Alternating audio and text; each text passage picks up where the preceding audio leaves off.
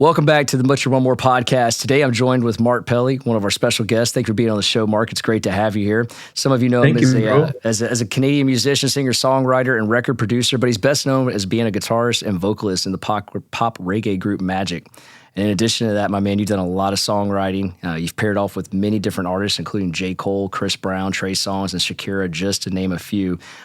You definitely have had your hands in a lot of different work, and I just can't thank you enough for being on the show. And something I don't want to leave out is, Charlie, thank you for getting Mark on the show today. You guys are like really good friends, and this is a really cool honor to have you guys here. Bro, I seriously, I love you so much, and I look up to you. I love you, man. I think I told you at one point, I was like, you are my musical mentor, and you're like, oh, don't do that to me, man.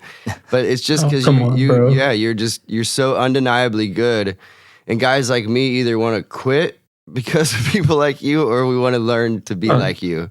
So thanks for... You're undeniably good yourself, pal. Come on. Stop it. Well, Charlie, I'd like to jump in on this as well, man. Tell you, man, the outro song that you made to the show, there's just so many good things you've done to this program, man. I just thank you enough. And a lot of that's all you, man. 100% you and your musical talent. So thanks, guys. Yeah, I definitely agree with Mark here. So Mark, all the way from Toronto, Canada, joined us today, man. We're down here in sunny Florida, and you're up there in what I'm going to assume to be pretty cold Toronto right now. Well, you got there yesterday, 2 days ago. It certainly is cold. Yeah, I just got here yesterday. I took a red-eye flight, I guess 2 days ago in the nighttime, and then I arrived here from LA around 7 a.m. yesterday.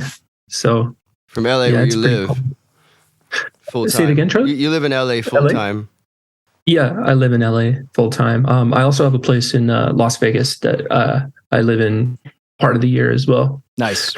Excellent. Well, welcome to the show. We're glad to have you today, and I can't wait to kind of unpack some of the things that we talked about on the pre-show here. And, I'm just going to get right to it. One of the things we were talking about earlier is that, your musical background is quite extensive. I mean, starting at the age of 6 with the keys and then kind of working into the guitar. And then you made your way into that, the academia world in music as well, furthering your education through college at multiple institutions. And, you don't often hear that in the musical background. And, I was wondering when we were talking, like 6 years old, I don't think I would have been inclined to get on a keyboard and start really learning that. What made you gravitate? Is it in your family, or is it just something that, you had a friend that you admired? Or what kind of led you down that directional path? I think I was lucky because my parents actually forced me to play and practice. Okay.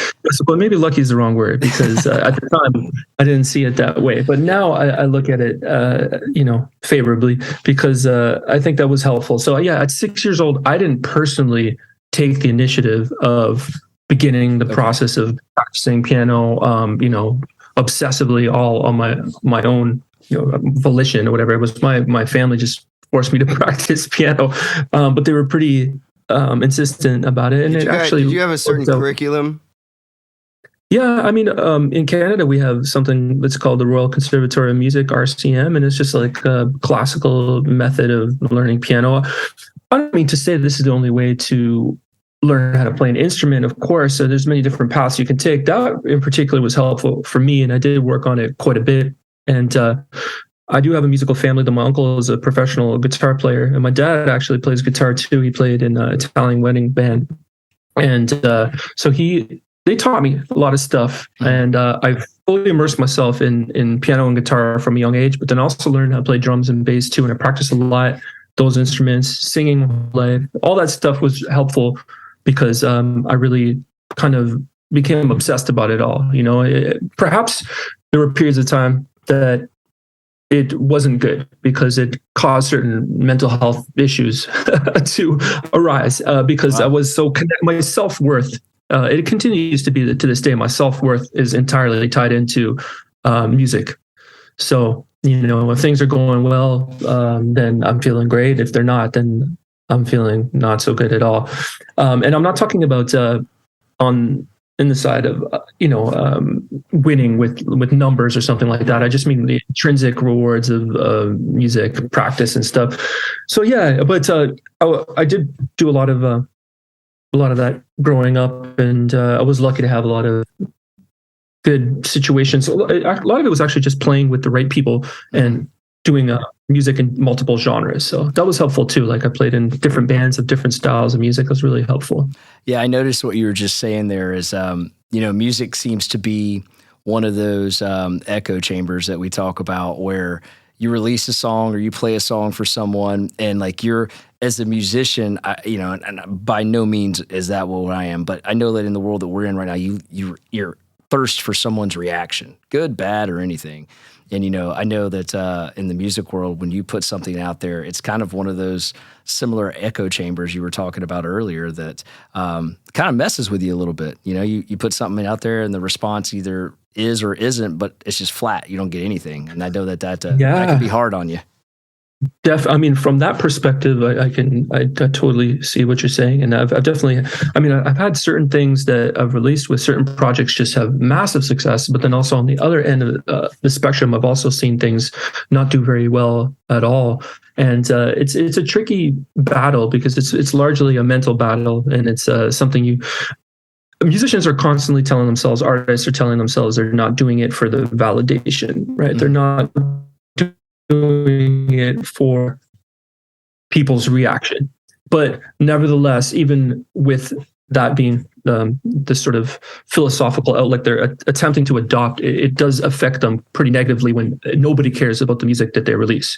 Because you put a lot of effort into it, a lot of blood, sweat, and tears. You care about it. You want to share it with the world. If absolutely nobody cares to listen to it, then of course it's going to have negative ramifications for you, despite whatever you've told yourself beforehand concerning you're not attached to the results of the release. You probably are, because if you're really not attached at all, then there's no point in releasing it. You might as well just keep it on your computer anyway and just share it with your family and friends when they come over. Oh, listen to what I made. You don't need to actually create a release strategy and service it to the world globally, and so that it can appear on all the various streaming services in their countries. None of that's necessary if you don't care about the results. So there's a certain amount of validation that I do think people need. For me, a lot of the stuff, the emotional up and down ride with music hasn't necessarily been so much tied into that. It's been tied into other stuff, but that is a factor though, for sure. Sure, absolutely.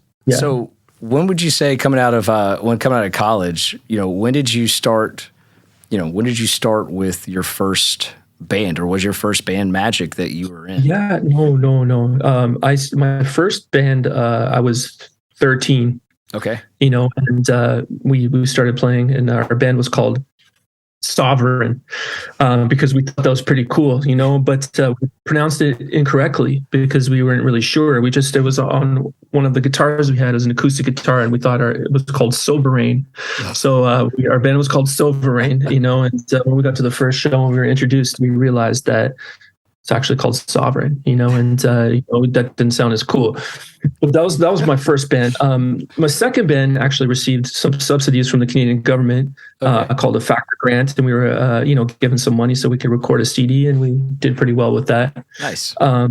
But then I played in so many groups, I would almost be just too much to continue listing them. But I mainly played a lot of R&B soul music.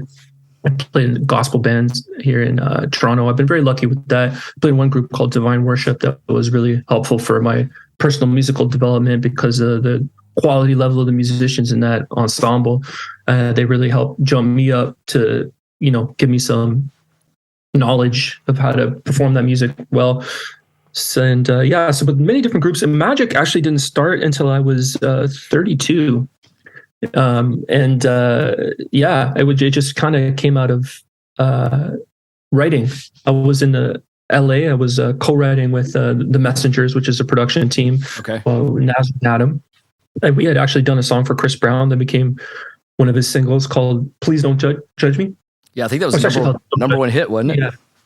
Yeah, it's like, please don't judge me, and I won't judge you, because it can get ugly before it gets beautiful. That's kind of like the basic. Yeah. And but we had that song we did together, and we were very proud of that. And I remember Nasri asked me one time, he's like, "Hey, do you want to start a band? And kind of have this band be like the Police as a basic genre? It's reggae influence, but not authentic reggae music. of course, we love authentic reggae music. I'm saying that the genre itself is, it's kind of a fusion of various styles. And I was like, yeah, sure. And then at that period of time, Locked Out of Heaven came out for Bruno Mars, and we could see proof of concept of something that sounded kind of like a Police, because he was largely drawing from the Police's sonic aesthetic when he dropped that record. And we just like, yeah, okay, sure. So we made a whole bunch of songs, and Rude was one of those songs. I actually wrote the hook of Rude, and I feel proud of that. Like, I wrote the Why You Gotta Be So Rude lyric. Yeah, you should. Yeah, and that thing did really well for us. So, I mean, I feel super proud of that. But, it's a weird thing, because it's what people kind of know me as being connected to and having done. But it's also, I feel like I've been chasing my tail for years now, because that's the one cool thing I did, And it's like, oh yeah, you remember that song? And then I got, it's like, yeah. Anyway, I still feel very lucky. It's super lucky to have that occur, And we were. I was going to ask you that. Is it more of a cursing or is it a blessing? When you have a moment like what you just described. Yeah, no, it's absolutely a blessing, not a curse at all. Not a curse. It's an absolute blessing. But just concerning my own kind of conception of it and how it's affected me, it's certainly not. I would never use the word curse about it. It's just I measure other things against that. Gotcha. Because also just it had such massive success, even from we were discussing before releasing music as an independent artist, and you brought up a point about putting stuff out there, and I was like, yeah, I was mentioning that you want to not need the validation from the public when you release a song, but at the same time you can't help but want a bit of it. And what I do remember is before I used to, I haven't even never really talked about this to anyone, but now that we're discussing this, I feel like I'll just be honest about this. I've always loved pop music, but I never saw myself as someone that was going to need to have that kind of success, and want that success. I would never look at myself, some people are like, oh, I want to be a star or something like that, or I want to do that. I don't care about that stuff. So for me, it was always about the music, and I never really thought pop music was going to be the vehicle that actually gave me any sort of income. I just didn't know that. But after having Magic do so well, now when I release my own original music, I feel like I have failed if I don't get good results. Whereas previously, I wasn't as attached to it because I didn't have something that had worked out so well. Because then it's just sort of like this thing, like, okay, this did really well, so why can't I have a question, Mark. Say it again, Charlie. I have a question. So did that affect? Well, it's kind of leading into something else, but did that affect your your music writing? It did that too. For a while, I was not even making some music that I really loved. I was just trying to make songs that I thought were going to have pop success. Yeah, gotcha. Without actually naming a bunch of things right now, because I don't want to throw anyone under the bus or anything like that, but that continues to happen even to this day. I get calls for people wanting me to release certain songs of certain genres, and I don't even like the style of music as much, but I'm doing it just because I'm still trying to chase something that occurred, Do you feel like that set the bar so high that, like, to your point, it set it so high that now this should be the standard in your world? Like, you feel like if I don't, like we were saying, if I don't live up to that standard, that, I'm not doing it right, or it's a letdown or something of that nature. Yeah, totally.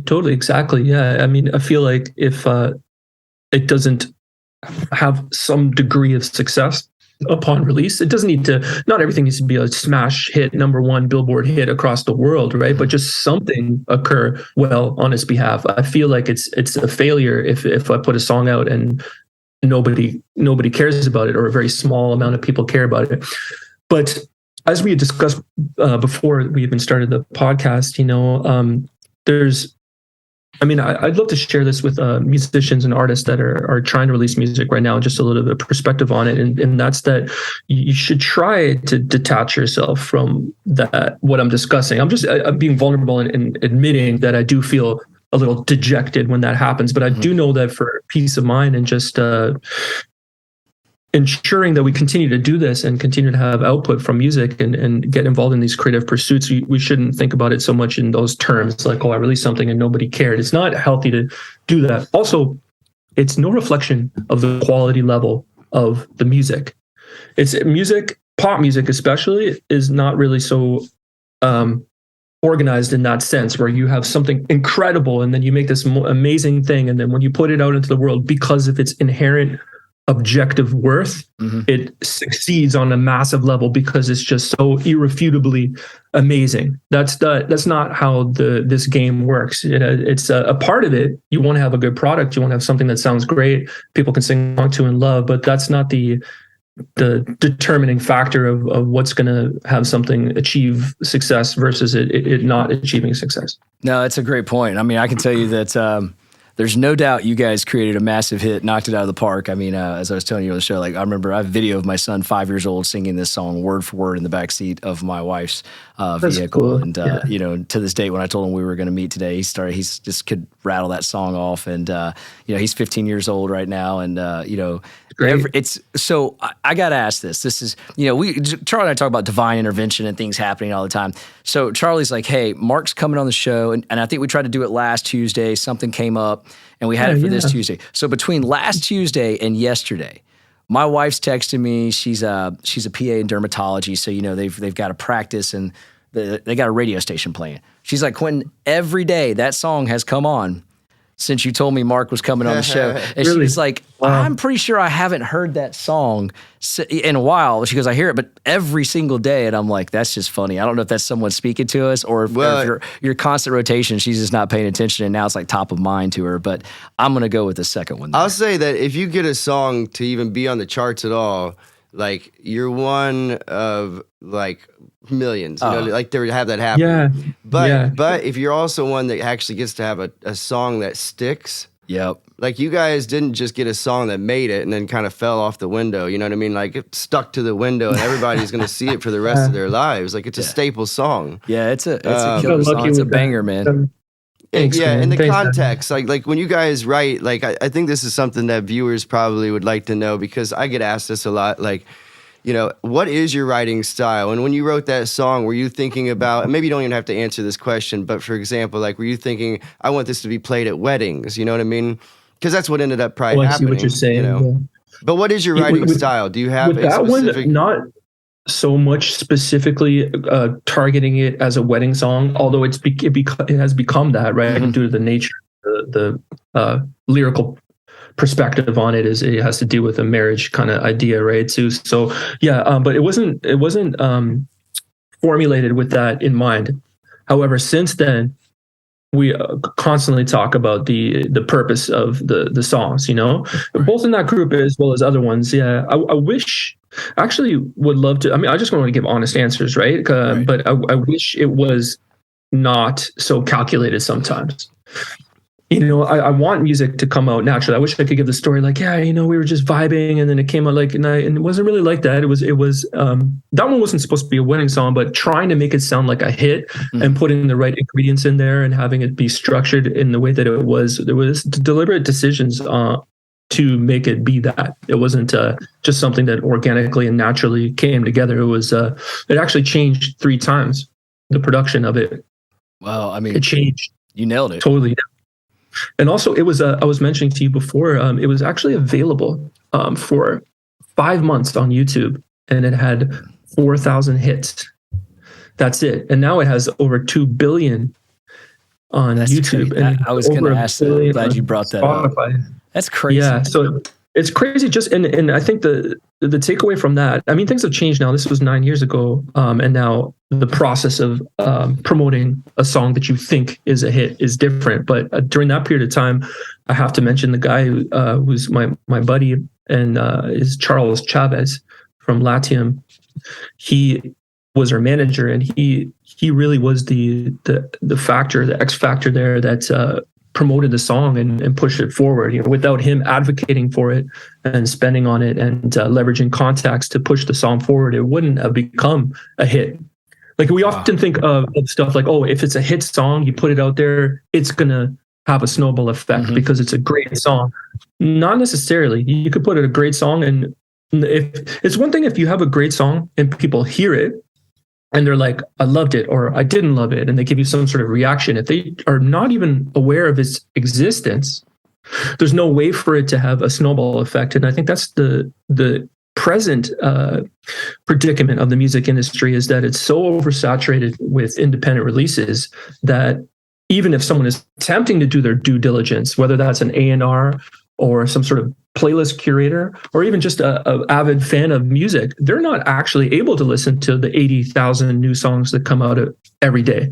Like, even if you wanted to start at the beginning of the day and be like, oh, I'm going to discover a whole bunch of great independent artists today, well, you're probably not even going to make a dent into the total amount of songs that are being released. And that's a problem in a certain sense of conceptualizing. It's a problem. And in another sense, maybe it's not, because what it's going to do is kind of destroy the kind of, I guess you could say, the traditional system of how the industry is set up, and present a new one. And that's what we're seeing now. Now we're seeing hits. You have a hit song, if a 15-second clip goes viral on TikTok, right, they'll sign an artist off a tiny little segment of something sounding catchy to people. Yeah, and I'm not even saying that's bad. That's just where it's at. You're saying they'll get signed from a TikTok. That's, yeah.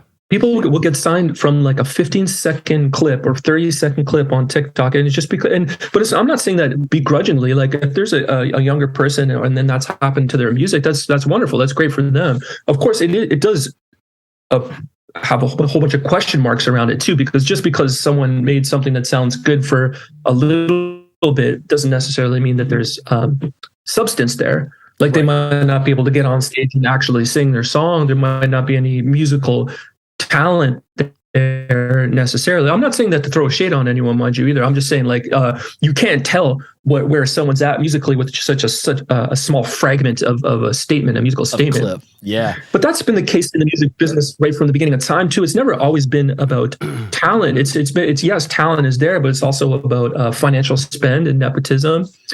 Back in the day, the mob was buying records forward on radio. They would literally go to the radio with money in hand, and they would do payola. It literally was payola. They would buy songs onto the radio.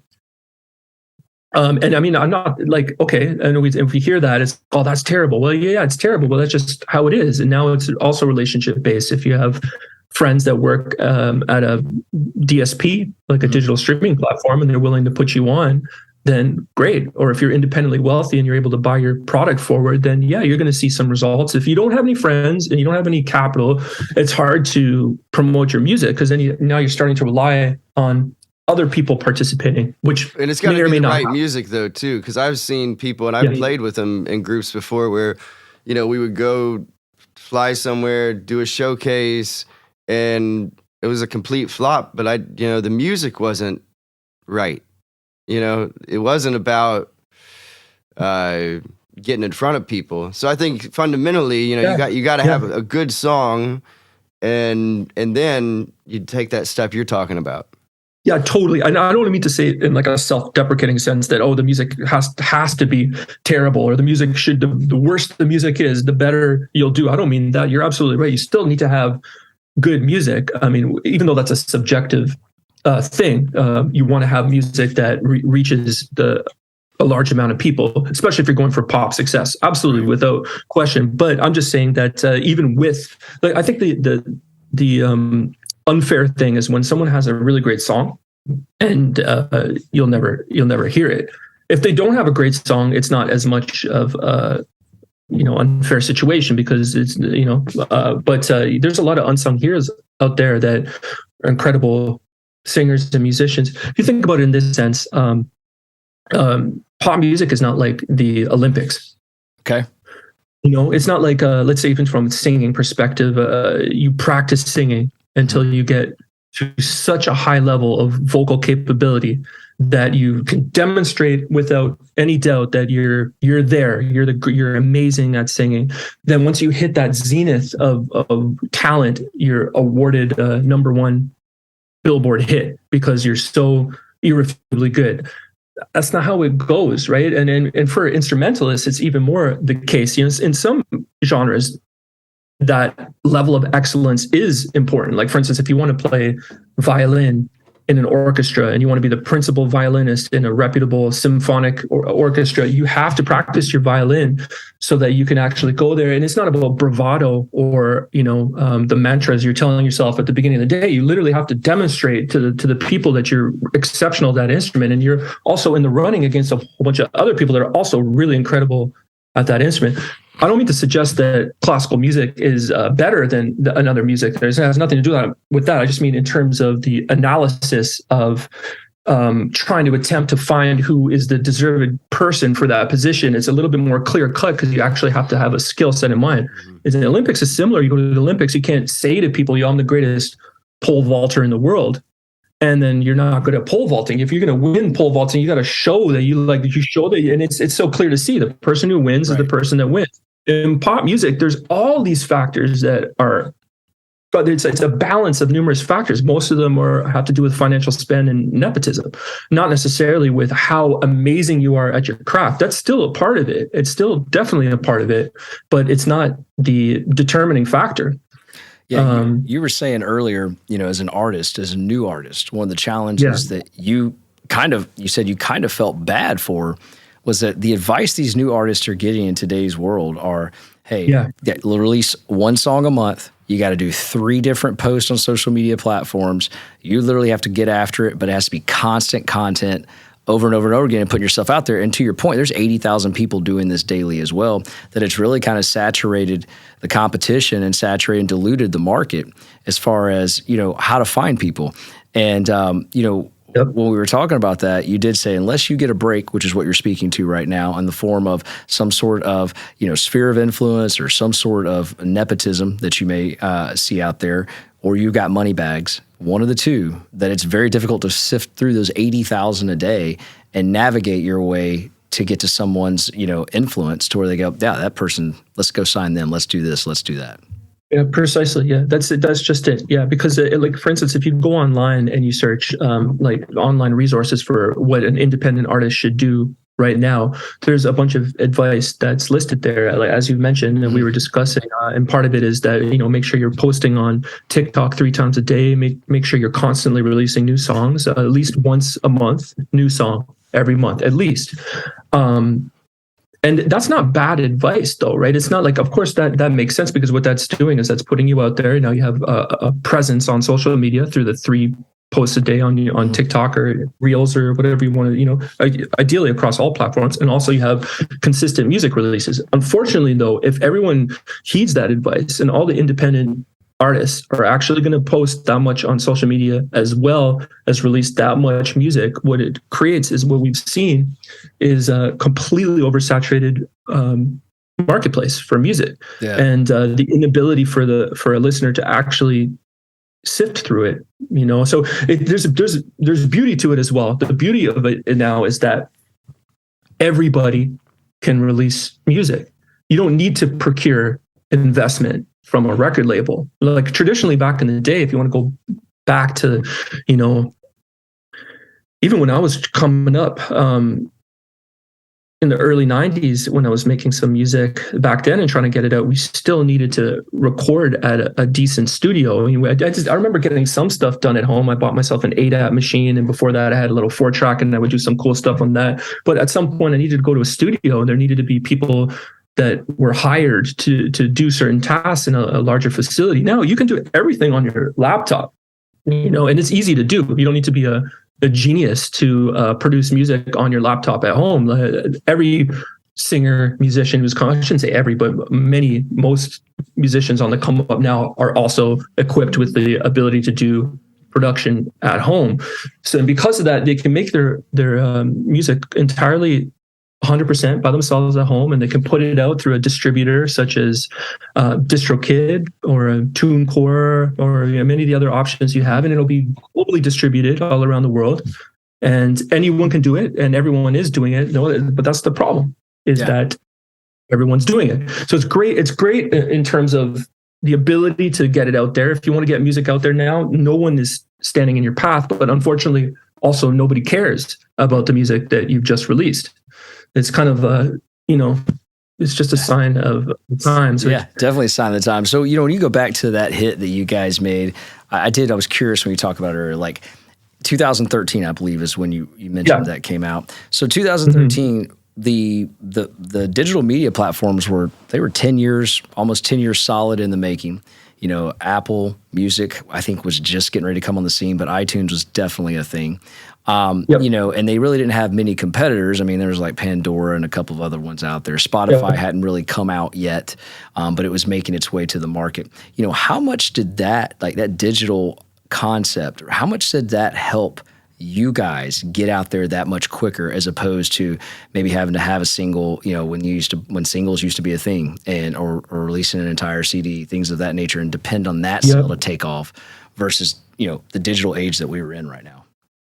It's a great question, man.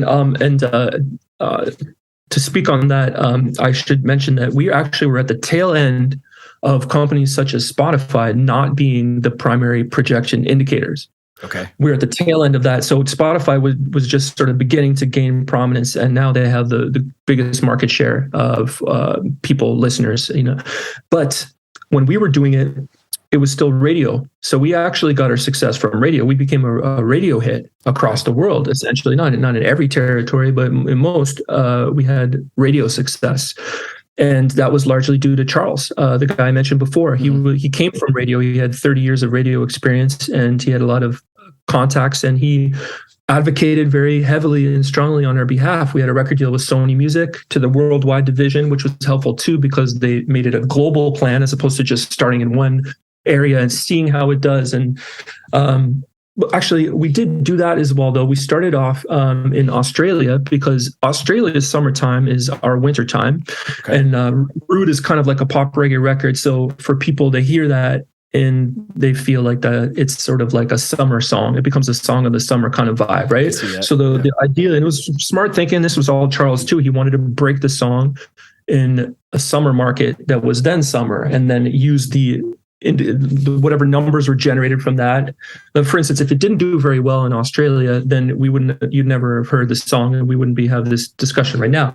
It snowballed as a result of it doing well in that territory, and then they tried it in a different one, and then kept on moving around. It was due to radio. The question about streaming services is now in 2022 more than ever, streaming services are the way to have it's the most obvious projection indicator. It's the best analytic you can have. Unfortunately, it can be fudged as well. And of course, investment and all the rest of it is, even when people say they're not doing anything, they're often they're buying themselves forward. There's vanity numbers involved in streaming, right? But what you can't do right now, what you were able to do then, is, for instance, then it was about connection. So for instance, Charles was a G at radio. So therefore, someone like Charles could go into a radio station and be like, okay, I got the record for you guys. Shouldn't really say someone like him, because he's pretty one of a kind in what he does. But that type of thing, it was as a result of his personal influence, right? Whereas now you can't actually go into a radio station and be like, have I got the song for you guys? That doesn't mean anything, because if your song, it might be a great sounding song, they don't care. They need to see the metrics from the DSPs. If your Spotify numbers say 200 million, okay, great. Well, then, you're off to the running. They'll play your song. If it says like 200,000, then forget it. Wow. Now, can those numbers, when you said manipulated, is there market movers? Like, we talk about the equities market, especially like in crypto, which is not equities, but the crypto market, those numbers can be moved. There's whales that move that. Are there whales in the streaming services that, like, are there bots? Are there people that move this? They can manipulate it? Absolutely. 100%. Yeah. And you shouldn't, if any independent artists are listening, you shouldn't use services that utilize bots, because that's not going to help you. It'll make your number go up. Like if you, let's say you have a very little interest be generated on your song, you hire a company that utilizes those types of methods, you'll see the number go up, but it's very transactional in nature. And then after 1 month's time, or however long the campaign is, it'll be an immediate sudden death as far as promotion is concerned. It'll be a drop, done, from whatever it is to nothing more. There's no snowball effect. Gotcha. You should put the money into promotional stuff, marketing stuff, still trying to get the numbers up, but doing the numbers by at least attempting to find people that are potentially interested in the sort of music that you're doing. if you're a rock artist or something, you're a country artist or R&B singer, you want to be targeting the type of fans that would potentially like the kind of music that you're doing. You're not going to get that with these bot type services. But do they exist? Of course they exist. And a lot of people have fudged their numbers on the streaming services. So it's hard to tell who's actually succeeding and who is not. Because when you hear some of these numbers, they're pretty outrageous. And I was wondering that, because you hear about that on social media, especially as we've kind of entered the podcast game, and it's the similar thing. Like, it's all about downloads. It's all about more or less downloads and streaming on our end, and then viewers and your social media channels. And one thing that our marketing company just harped on, like they were like, do not buy any type of subscribers at all. To your point, exactly what you said, because it's going to show up and it's just going to stop, and there's no interaction, there's no nothing, and it's a dead giveaway what you did every time. Yeah, you don't want to buy followers.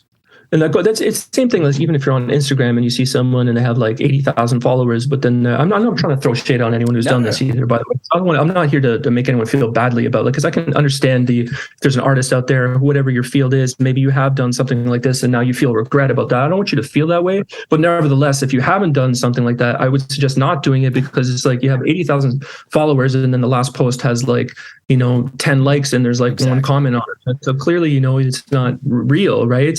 Or you have tons and tons of views and likes, but then you only have like 10 comments, which is also like not like, it's not all about my stuff. Who really cares? But I can only relate to my own experience. I have a video that has maybe 1,000 likes, but I'll have like 200 or so comments. That's what it should be. You shouldn't have 15,000 likes and then 20 comments. That means it's so obvious that you've paid for the viewership, which isn't necessarily like bad per se, right? It's just I think there's just some. It's just obvious that it's been purchased forward, right? Right. So I was asking this. So I was recently, about a year ago, I was at the Bluebird Cafe down in Nashville. And I'm sitting there listening, and this is I'm sure you're familiar with it, but it's about a little bit bigger than the room we're in right now. And the songwriters will come in there that have a story.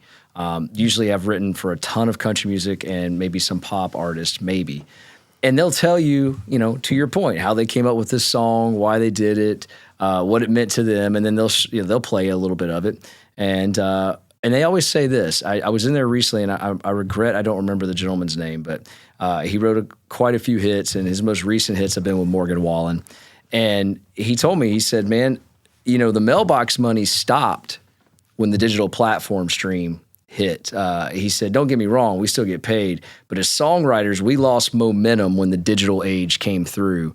Then when you physically bought that CD, that's when the songwriter really got paid. The artist got paid a little on the CD and definitely on the touring, but we got paid when that CD sold. And he was like, so, for him, he was like, my most recent windfall was when, Morgan Wallen got the cancel culture, and he's like, everybody had to buy CDs. He's like, dude, that was the best thing for me financially. But he said the digital age has really impacted the songwriter. And, I was going to wonder, what was your take on that as far as like the selling of CDs, or even like the radio play versus digital play? Totally. Yeah. Your friends are right. It definitely has largely affected the bottom line to the point where there's very little income that comes from streaming. That's what he said. I don't think it's because, there's a lot of discussion now, that there's the big bad wolf, which is the industry at large, or the Spotify, or Apple Music, and they're so greedy. It's not necessarily that. It's kind of like what Netflix is. You're just offering a lot of, even more so than Netflix, because there's a limited amount of series there, but it's essentially all music is available on Spotify, and you get that service at whatever you pay per month. You just pay $10, $12, or whatever it is. Yeah, and you're trying to make all that available to you for that price. So is there a pretty crappy artist royalty payout that's constantly being disputed? And then of course, were you making more money off CD sales before? Yeah, for sure. If you're selling CDs, there's also artists that made CDs and they didn't sell CDs, in which case they were not making money either during that period of time.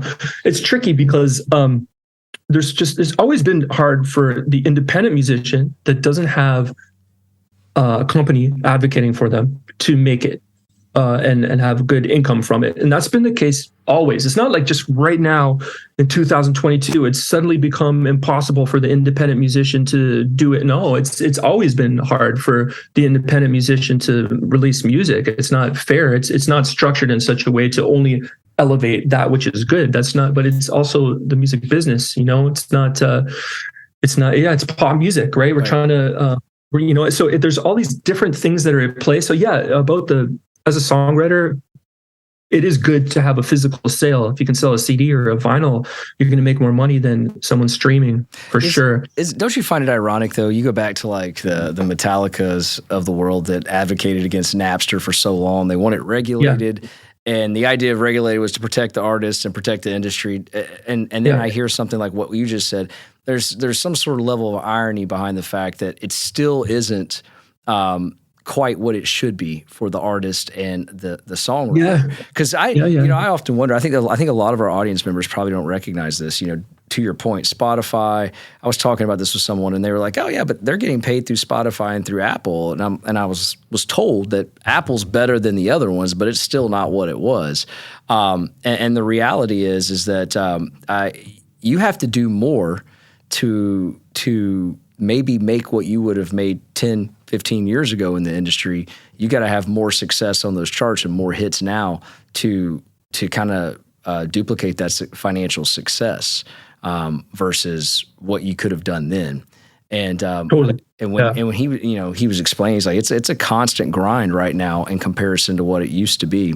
And I never thought of it that way. That kind of blew my mind because here I'm like, man, artists have it so easy. They release this song, they're making all this capital, and that's just pure ignorance or naiveness on my behalf. I don't know that, and probably most people don't. No. It's not. The struggles that you guys go through, every industry has its own struggles, but these are something that I think are you guys have a mountain to climb, man, and it's a tough one to kind of please everybody. You put these amazing songs out there, and then everyone kind of rejoices in it and enjoys it, but yet you're not seeing all the fruits of your label that you should be seeing there. So that was kind of mind-boggling to me when I heard that. Yeah, and I've been on the lucky end, so I don't want to purport or present myself as someone who's just like had a hard time with it. I'm actually lucky. Like I have a hit song, so I have received good income. I just also see it for the facade that it is from the other perspective. I can identify with the plight of independent artists that are trying to get their music out there and nobody cares about their music, because I also understand that too.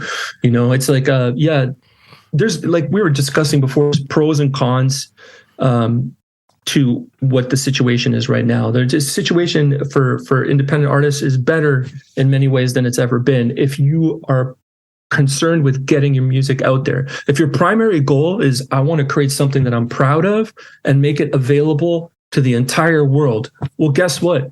You can absolutely do that now, way more easy than you've ever been able to do in the history of music making. You can absolutely make your music and you can absolutely globally distribute it. The only problem is nobody is going to care. So if you can detach, I shouldn't say nobody's going to care. Most likely not too many people are going to care because it's so oversaturated. But if you can detach yourself from the necessity of having people actually interact with the music and you're okay with just the intrinsic reward of it, you're proud of what you made and it is available and you're happy with it, that's great. I just admit even earlier in this podcast that it's been hard for me to do that, because even though I do give that advice to artists that I speak to, I've had to do some talks at various universities, and I got people with their eyes all on me and asking for advice about this type of thing. I try to be as optimistic as possible, but also I realized that it's been hard for me as well, even with my own music, having something really succeed and releasing something and seeing that not as many people like it. It's hard. It's a hard pill to swallow. You want people to like your music, but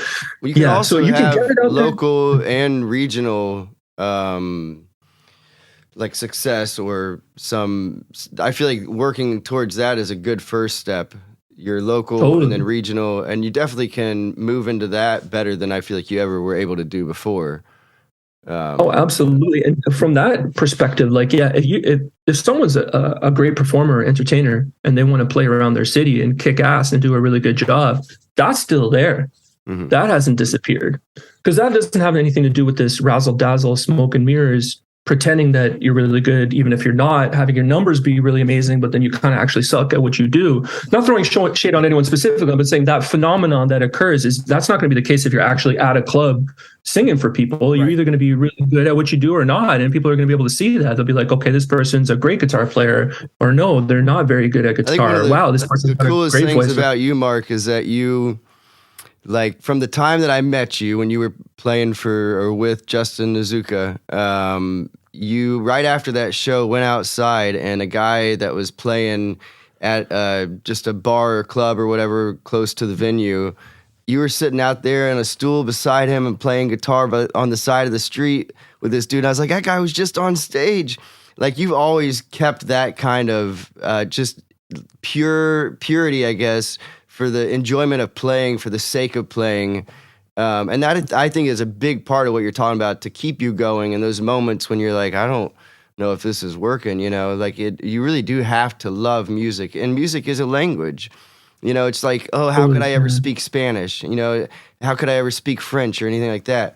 It's music's kind of like one of those things. You just, you know, you learn little things, but after a while, now you're not thinking about the language anymore. It's just this pure emotion and this connection that you get to have, and not just with the audience, but also with the musicians. And I think that's a big part of, you know, like, kind of maybe leading in for you and Quentin to talk about who you've played with and people that you've written with, But yeah, like the interaction that you have with musicians on stage, and can you travel with them? Can you write with them?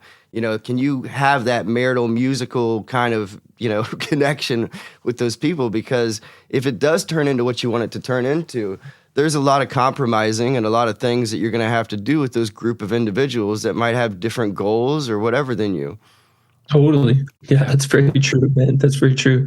Yeah. And thanks, Charlie. I appreciate that, man. Yeah, saying that. That makes complete sense. And, you know, when you're talking about like your musical influence, and like you said, you were heavily R&B, you were heavily into, jazz, you know, who's your most influential artist that's probably, had the biggest impact on your work? For me, it's, I love, like, my guy, you know, that I'm just like really just love his music is Stevie Wonder. Yeah, for sure. I love Stevie. I got so many artists that I really admire and love, but for me, he's kind of like almost like a messiah kind of character. You know, I just really revere him, and I sing his songs all the time. You know, I'm constantly performing around LA. I'd sing like Motown covers at a club and stuff, and I really enjoy doing that. I just like singing and playing, and so I mean, I'm always singing Stevie songs and playing them. What's your favorite Stevie song? Overjoyed. Oh, nice. Yeah, I really love cool. Overjoyed. Yeah, it's just the chord changes and his vocals on it. I mean, and also it's like I'm such a fan of his singing. He's just such a great vocalist, you know, and it's just so amazing to I mean, I've learned a lot just by attempting to sing these songs over the years. I mean, and you got a chance to meet him?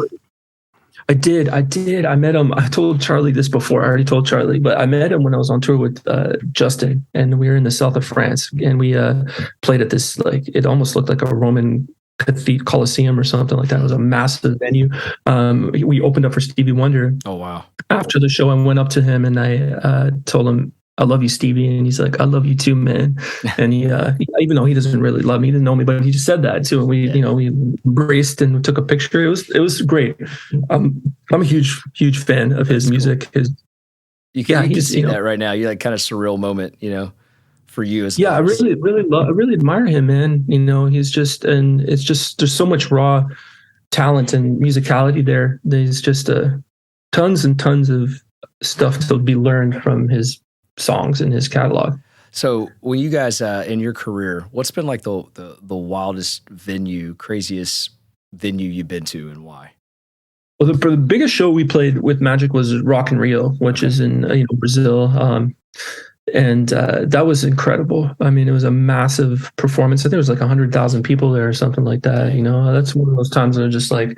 And those shows are both really exciting, and also I don't get nervous, but I'm always concerned about technical problems. Okay. That's the only thing. It's not like the performance anxiety. It's more like, okay, what's going to go wrong here? And I remember that day I was concerned about the tone out of my amplifier. I was just having one of those days where I was just like obsessing about it. I was like, oh, my tone isn't right. My tone isn't right. But it's also because I knew I was going to be playing for like so many people. And it was such an important thing that I get right. I want to make sure that I do a good job. But yeah, that was the craziest, biggest show. I've done a lot of big shows that were pretty amazing, but that one was probably the biggest one. Yeah, man, I couldn't imagine getting out from 100,000 people, much less worried about. I look at Charlie back here. I'm like, we think we have technical difficulties sometimes, but 100,000 people, that's a whole other set, man. You can't hit pause on that and come back. Oh, man. I've had some bad moments with that technical difficulties. Yeah, no good. So, something that I noticed earlier we were talking about before the show was that you recently just got done, and recently being, last couple years, pre-COVID, of course, but you did some stuff with J. Cole too that you were talking about earlier. You mind sharing that? Yeah, I did. Yep. I love his music, and I work with a really good buddy of mine, producer named T-.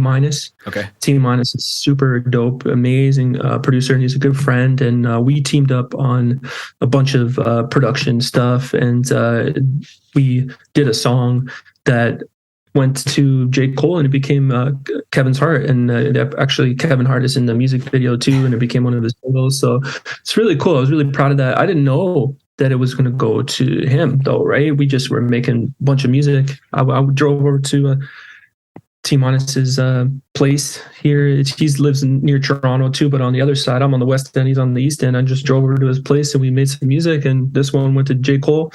We also worked in the studio with him too a couple times in LA. When he came in town, I think he was in the middle of a tour. We would go and meet him at the studio and work on some more stuff. So I was really happy that happened. That was a great collaboration. Yeah, I was always wondering how that happens. Like, because I obviously, I'm as naive as I am. I know you didn't write that for him, so you put this together. His producer's like puts it out there. Or he's the one that T-. is like, hey, we're gonna get this over to Jay. Yeah. You know what? A lot of that has to do with who is connected to who.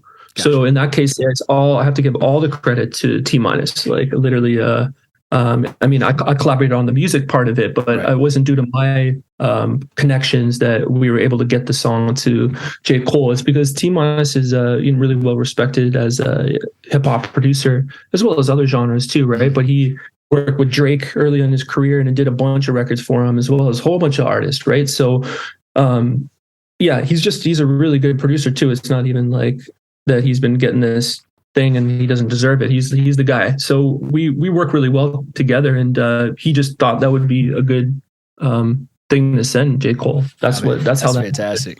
So speaking of collaboration, if you had one collaboration, you're one more. Who's the one more collaboration you'd love to work with in your career? Oh wow, I'd like to work with Thundercat.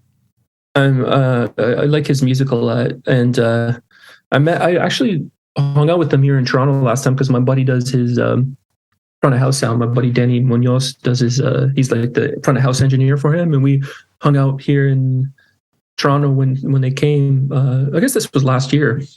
Anyway, he's super dope. I come from like jazz fusion background too, and play like the similar styles, and I don't even think he knows that about me too much because I didn't really talk to him about that. But I feel like we would collaborate well on that stuff. There's like on the nerdy end of music making, I guess you could say. But and also, I mean, Stevie's my, like I was saying, like if I could collaborate. The thing is, I just think maybe I don't even want to do a collab with him. Like I feel like I would shy away from that. I mean, I would rise to the opportunity, but a part of me is like, I don't even feel like I, deserve that. Because what I'm gonna do if I was in the studio with Stevie, I'd just be like, "You got this, Stevie." I'd be more like, yeah, that was great. You nailed it, man. Or like, I'd be like, just I don't, because I'm gonna be like, okay, yeah, no, I'm gonna do this part here. Like, what am I gonna say to him, right? It's like, no, let me do this verse or something. Like, no, just you got it. Yeah. Hey, speaking of collaboration stuff, Quentin, did you know that Mark and the guys had a meeting with Tim in New York once and had nothing to do with me or any of that like world? And with Tim Lenore? Yeah. Oh, that's crazy. Anyway, Tim he was one of our guests, and we're getting ready to release that episode here real soon. Yeah, his episode. Yeah, I remember his episode drops tomorrow. Today's December 20th. He drops on the 21st. So. Oh, sweet. Yeah. Hey, Mark, you are in a group right now, and I think it's cool. But, I'd like to just tell people that, like, you don't have to be subject to just that one thing that you're doing. You can do side projects and stuff on the side. Like, you play in LA with a group. What's the name of your group? Oh, yeah. So, I got 2 new projects that I dropped in the last 2 years. One of them is called Gemini, but it's spelled J-M-N-I, and it's kind of, my buddy's name is J-M, and it's J-M-N-I. Like, yeah, we're both Geminis. His birthday's on May 30th, and I'm June 14th. And you were mentioning you're June 20th. Yeah, I'm June 20th. So when I saw the name Gemini, I was like, oh, he did it after the birthday. But it's actually Gemini, but it works out that way. Yeah. So we're really excited about that project. That's something my buddy's an amazing rapper, and so he kind of raps, and then I come and sing the chorus, and we just produce it together. Sweet. And we got these it's kind of like a dual project. It's just the 2 of you guys. It's just the 2 of us, yeah. And if we, perform, we hire other musicians to play with us too. And we got like, a team of people that. Nice. So that's been cool. That's still a project I'm involved with, but I'm also in a group with my buddy Omar Tavares, who's an amazing musician. He was Pitbull's musical director and drummer. You had him bless the track that you and I did together in LA. He just stopped by, and I remember you like, what's up, Omar? And you're like, hey man, do you mind? I love the way you said it. Do you mind blessing the track? So I got Omar on one of my songs. Yeah, one of my latest releases was a song that you produced for me. We did it. You talk about your obsessiveness, but dude, you did that in 2 days. The whole thing, from creation to mastering it in 2 days. And so, I mean, that's it's pretty dope, bro.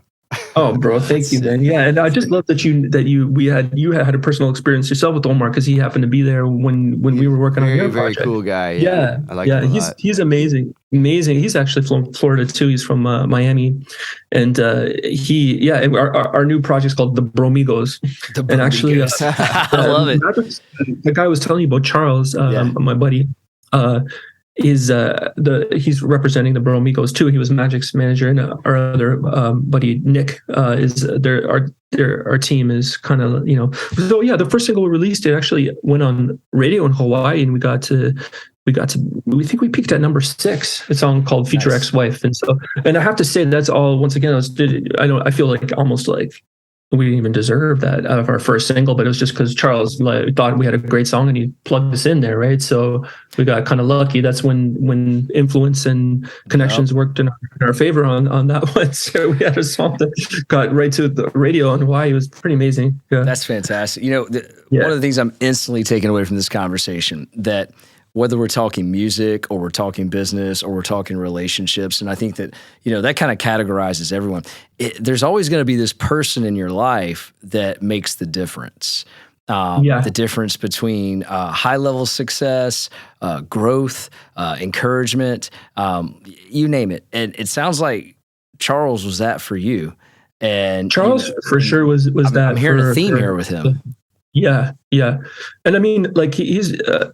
I've said it. I mean, it's been a bit of a point of contention within Magic, to be honest. Not to give you all our dirt, but the thing about it is, I really feel like we should have continued on with Charles. Mm-hmm. He was our guy, and he was really, really influential for Magic's success. Magic wouldn't have had any success if he didn't do what he did for us. That's just the truth, right? But anyway, I mean, I kind of digress, because I don't want to have to I don't want to make it sound weird for anyone, or because we have a new management that's great and stuff like that too, and whatnot. I don't want to make it be, everything's cool. It's just that I have to give credit where it's due, and Magic's success with Rude specifically was all him. Yeah, doing what he did to get us there. Yeah. Well, I'm sure he would say it took you guys making that song in order for him to make that push. He always says that. Yeah. He always says that. Yeah, he literally says that same thing. Yeah, because you do need a great song. Yeah, you don't want a bad song. You can advocate very heavily on behalf of a bad song, and it might not go anywhere, right? So yeah, you need a good song, but still, there's lots of good songs. There's lots of unsung heroes. I can't make the statement like, yeah, we definitely have the best pop reggae song of 2013, there's probably some band from Jamaica that had a way better song than us that we've never heard of, or from wherever. Like there's a whole bunch of reggae markets. Hawaii, they got Guam is a great reggae market. New Zealand has great reggae music. It's just like there's tons of great reggae bands. I don't think. I mean, it would be. Yeah, at the risk of sounding self-deprecating, I'm pretty positive we didn't have the best pop reggae song of that year, but we did have the right team behind it, and we had a great song. Yeah. So this is how the world works, right? It's not always the greatest thing that wins. As we already discussed, pop music is a different beast from other things that are a little more objective in nature. Some things are entirely objective. I don't know the other artists. I don't know the other bands. I don't know the other songs, but I do know Rude, and I do know it was a great song. And I do know it won Song of the Year. And I do know that my 5-year-old son rocked that thing as much as he could in 2013. So all the way through 14 and 15 too. So it was a great tune you guys put together there. That's great. I just wanted to say, man, I know you're in town visiting family, and we don't want to keep you too long. I know we did a pre-show prior to this as well, and man, I just want to say thank you for your time on this show today. You spent a tremendous amount with us, spending a couple hours sharing your story, giving advice. The thing I take away from this is, there's always going to be someone in your life that can make a difference. And, clearly you found yours. And I look forward to hearing from Gemini, and I look forward to hearing from the Bro Migos and what you guys are putting out there. I love the names and the project. It sounds like it's going to be fantastic. You got the right backing there, the right people in your corner. And Charlie, man, we don't get to do many episodes together. So the fact that you're in on this one is a special one as well. Yeah, thank you guys for letting me be part of it. And I also just want to say, Mark, you're one of those examples for whether it's seasoned musicians or new musicians, but that being a professional musician doesn't come with having a bad ego. You are the proof to me that like you can make it in all sorts of ways in the musical world and still keep yourself in that place where music's just about music. So anyway, I love you, brother, and I really appreciate your time always. Man. I love you. And I'm gonna put Charlie on the spot here. I'm sure he might have already said this, but I'm gonna put him on the spot, and then he probably is gonna get mad at me afterwards here. But I know Charlie's got this song he's working on, and I'm hoping he sends it your way if he hasn't yet. It's something special that he's played for me numerous times, and I know I sent it to him. Yeah. I sent it to him, and I said, "I need your help, Mark." I'm so proud. I'm so proud of what you're doing over here, Charlie, and I can't wait to see where that goes for you, brother. And I'm glad you and Mark already connected on that. So, Mark, again, thank you for your time. Thank you for being on the What's Your One More podcast. Where can our listeners hear more from you? Do you have any social handles or a place you want to send them? I should say, I also have my own music available online too. I mean, I mentioned the other projects I'm in, but if you just so good. Mark Change Me. Oh, love it. Thanks, bro. Yeah, Charlie likes the song called "You Changed Me." I got a whole bunch of them. I actually had a record deal with Sony China for a little bit, and I'm still releasing some songs in Mandarin too. So I got like whole other thing there happening. But you can find me there. I'm Mark Pelli across all different platforms and stuff. So it's all you've heard it there. Mark Pelli on Apple and on Spotify. Check him out on YouTube. Mark, thanks so much for being here. To listen more to our show, check us out on Apple Podcast. Check Mark at the top, follow us, and also check us out on YouTube when you subscribe and hear more from our episodes. Mark, again, thank you so much. I'm honored to have you on the show. Charlie, as always, brother, thank you so much. Just a great time all around. Mark, thanks for being here. Thanks, buddy. I got one more shot, I'm gonna make it. One more chance, I'm gonna take it. I meant it when I said it, now it's time for me to do it. I got one life to live, so I put my all into it, yeah.